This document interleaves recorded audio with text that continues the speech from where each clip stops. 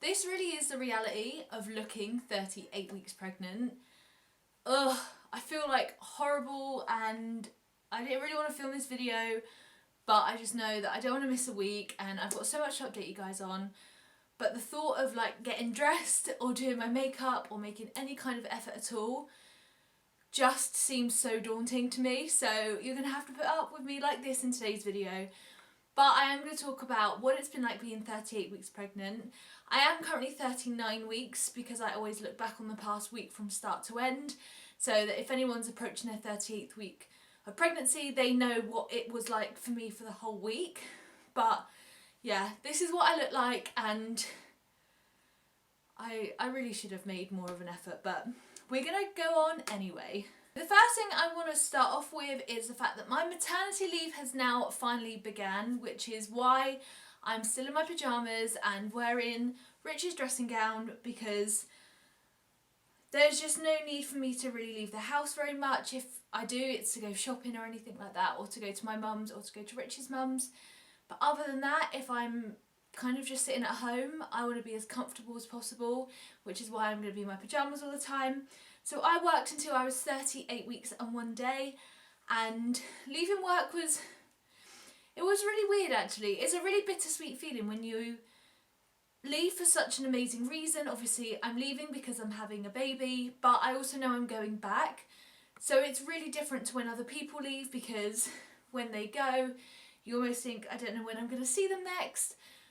But for me, like being the one leaving, it was just really, really weird. And on that day, I literally didn't do a lot. To be honest, on my 38th week, I started doing handovers from like, I think 36, 37 weeks anyway, because I was a little bit worried that she might have come early. So I started doing handovers with everyone sooner rather than later. So it got to the point when I kind of was working my final week at work, when I was almost like, this is really weird to not be busy. And by not being busy, like, I like being busy at work. I like having too much to do, because then time goes so quickly. Whereas on my final day, there was like nothing to do. It was quite nice though, because I could like, you know, just make the most of being at work. I'm someone that does like being at work, so it was, yeah, it was really, really weird. But it was a really nice day because I had a consultant appointment in the morning, which I'll touch on in a moment. I then went back to work, and then after work, it was like an event in our town. So it was really nice that I had that to look forward to, because I tried not to get too upset at work, because it was really sad. I got like a bunch of flowers from my boss, which were lovely, and I got a card that everyone had signed, which is what I was worried about reading at work, because I didn't want to get like too tearful. But I know that those that will want to see me whilst I'm off will make the effort. And yeah, like it was really weird to leave, but it's made it all the more real now, I think, being on maternity leave. Now you start the waiting game, and I've definitely experienced that this week. But from like at the beginning, because my weeks turn over every Thursday, and the Friday was my last day at work. So it's been weird having time off. I feel very, I don't know, I don't feel like I should be having time off because she's not here yet. It's really weird to not be working, but also not to have a baby here.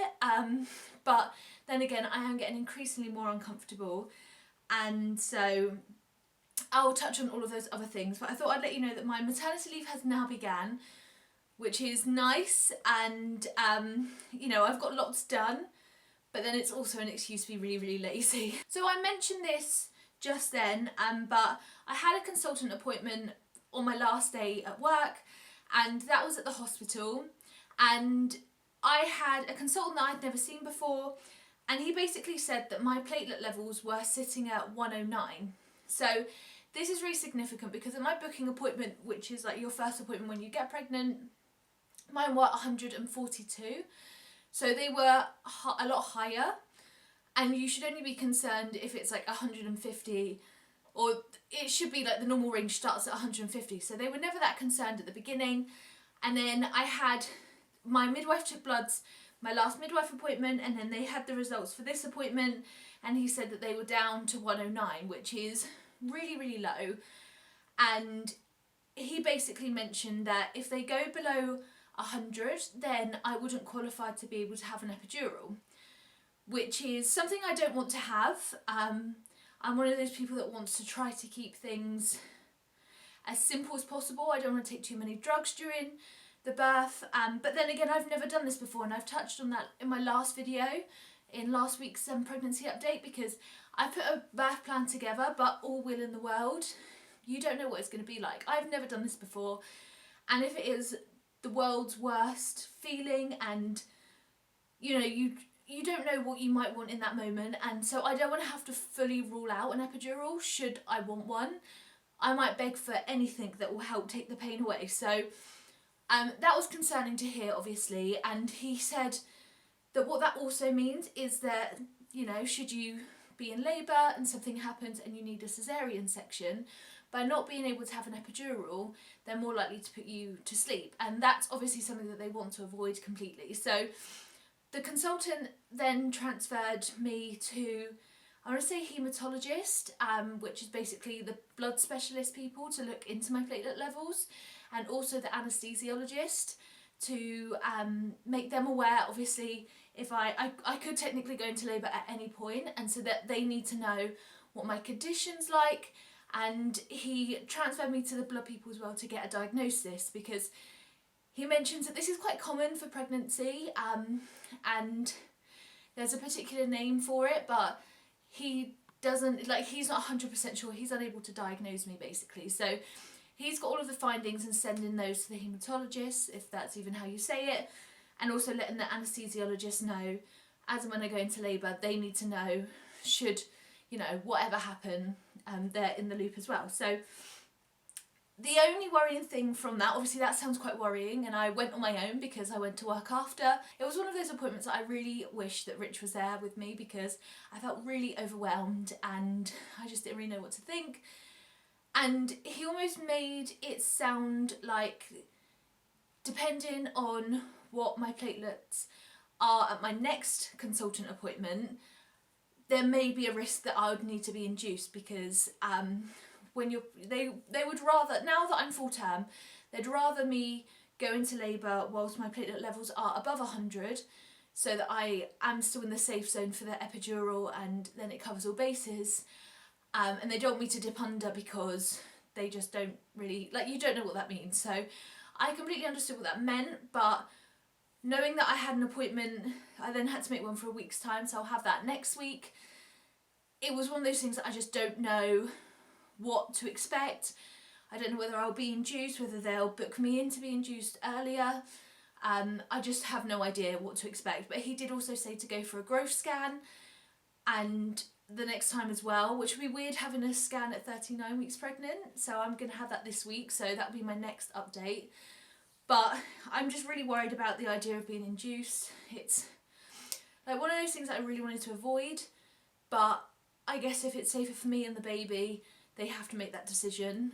But fingers crossed, my platelet levels either stay as they are and I can go a couple more weeks, because they went, I think the last time they checked it was like 113 or something, and that was a couple of weeks ago. So whilst they are declining, it is only short amounts per week, so hopefully I'll still remain in the safe zone to go into labour naturally. So I'll let you know what they say if I do need to be induced.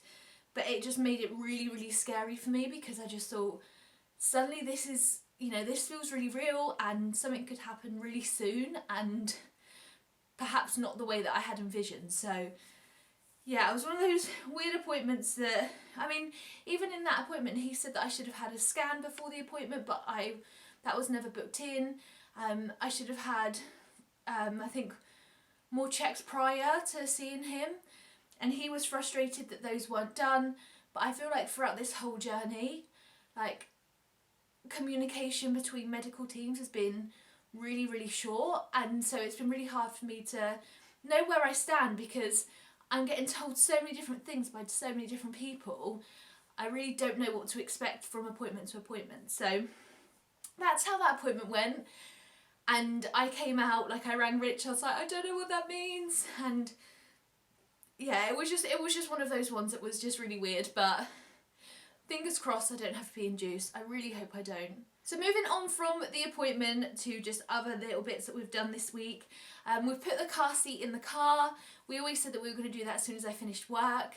So that's all in there ready for her to come home after the hospital.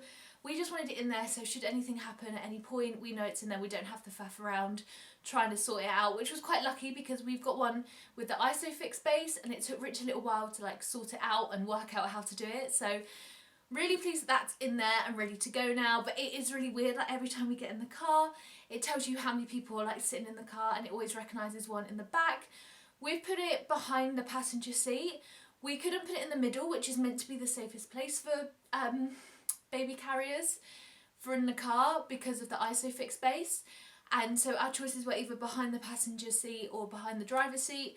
And we just thought logistically, if only one of us is driving, behind the passenger seat is probably better to like keep an eye.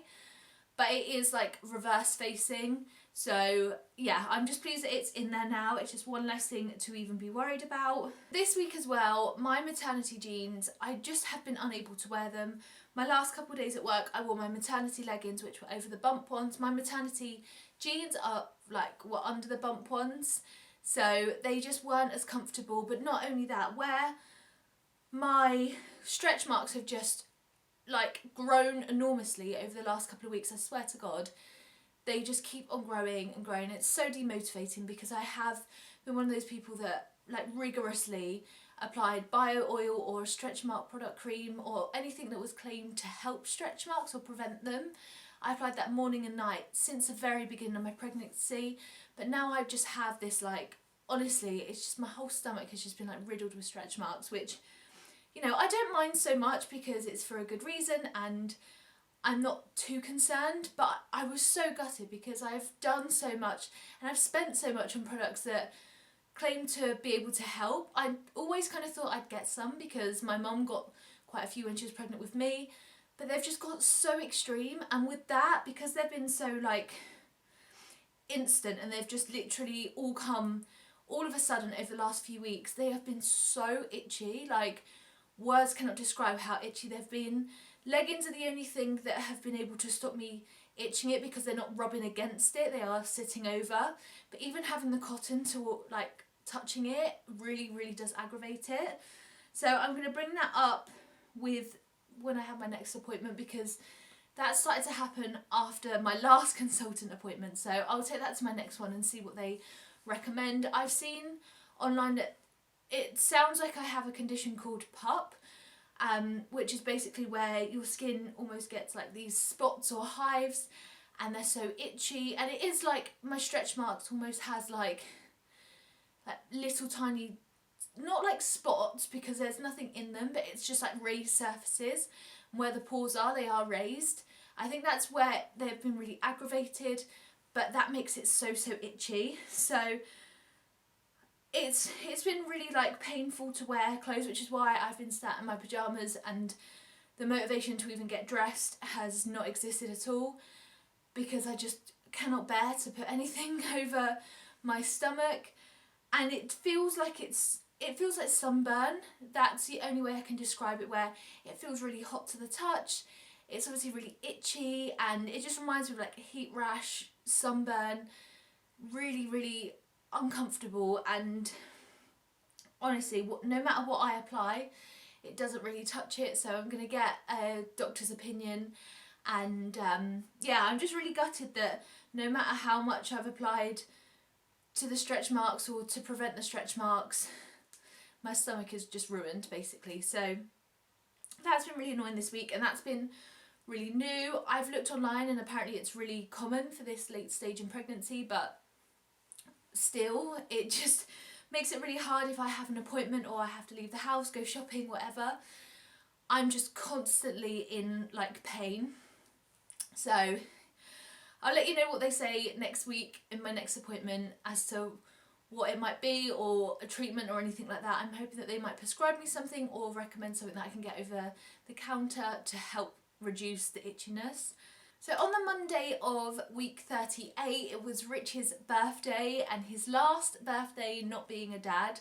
My mum had actually predicted that she'd have made an appearance on his birthday, so she was wrong because I'm still heavily pregnant and very uncomfortable.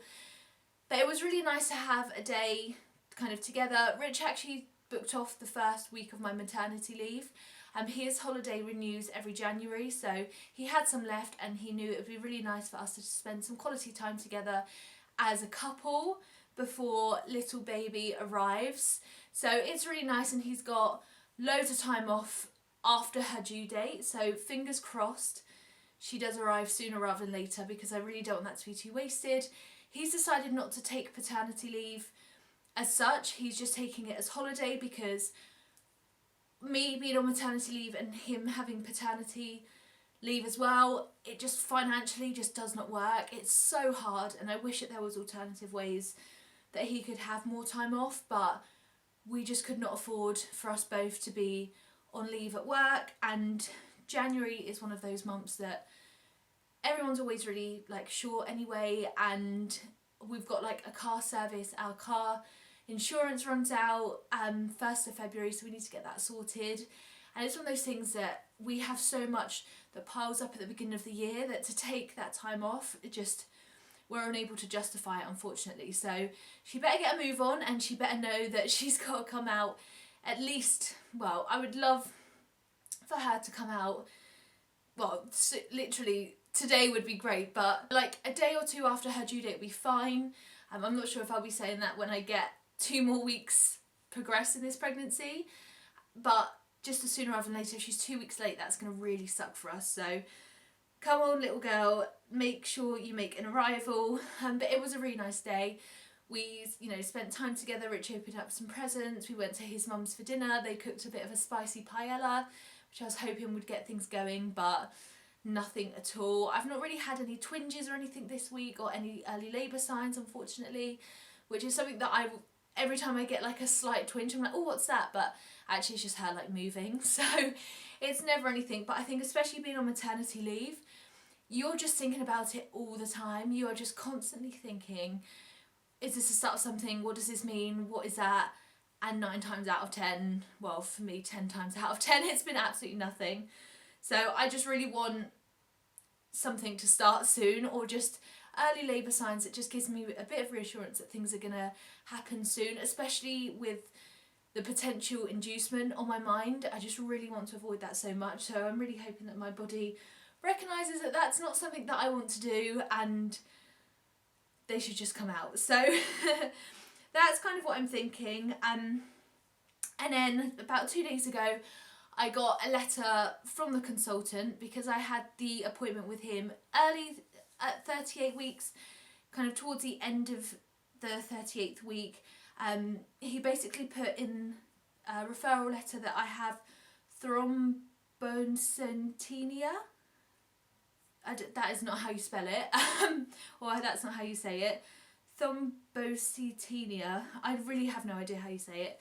But it's basically a condition that causes your low platelets. So it's nice to have a diagnosis, I suppose, because at least they have something to look at.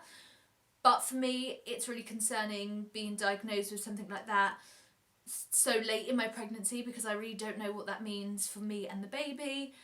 In the letter it says it should be gestational, which means that it just occurs at pregnancy. It's just one of those random things that when you're pregnant, your antibodies basically fight the platelet levels and they decrease because of that. So there is nothing that I can do, but further checks still need to be done to make sure that it's not like a condition that I'll have after having the baby. So we'll see what that means. Like I said, I have another consultant appointment, so if I have any questions I can make sure that I ask them then. And we're going to have a scan as well, so it'll give us an indication on how much baby is growing, kind of what her size will be and things like that. So I don't know whether that'll provide me with a bit of reassurance, or whether being so close to your due date they're going to be like massive. I have no idea what to expect. So that's kind of all that's really happened this week.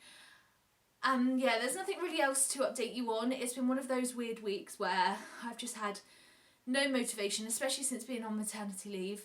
Whilst it's been lovely, like me and Rich have really made the most of just having the week off together, and it's been really nice. It's been nice to kind of get ready for when baby arrives and take it easy, which is the thing that I really do struggle with, because when I'm at work I like to keep myself busy, and I have been throughout this whole pregnancy, whereas now I feel like the moment that I kind of sit down and just think, right, I need to chill, my body's telling me to slow down, I can't push myself, suddenly I feel much worse in myself and I feel increasingly more uncomfortable, and it just makes me want her to be out as soon as possible.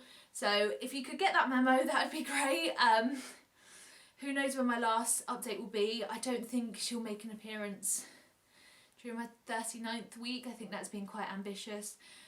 I really felt like she was going to be early a few weeks ago, and now I'm just expecting her to be late. I just have like this just horrible thought that if I'm not going to be induced, then I'm going to have to go through like the sweep and then potentially be induced at a later date, which again is stuff that I really want to avoid. So fingers crossed for a natural starting labour, but we'll just never know. I have no idea what my body's like during labour. I've obviously never done this before, so fingers crossed it's not all too that bad. So let me know how your 38th week has been. I feel like this has been a bit of a Debbie Downer video, but it's keeping it real with you guys. I just have had no motivation, and I feel like this video has really like reflected that, but still lots to go on, and I'm really pleased that I've documented this whole journey so far, and I'll continue to until she's here and I'll get to introduce her to you, which I'm so excited for. I just want her to be here and just have her in my arms. I know that it's over as well, know that pregnancy is no more, but that said, hopefully there will only be a couple more updates. I really don't want to make it to like 40 or 41 weeks or even 42 weeks. That would be horrendous, especially with how big I'm getting, and oh, I do want it over. I've reached that stage where I just want anything to work to get her out, but I hope that you guys aren't at that stage as well, but I feel like it's inevitable when you get so far along in your pregnancy. If you've enjoyed this video, give it a thumbs up. I really do appreciate it so much, and I'll see you guys in my next video. Bye guys.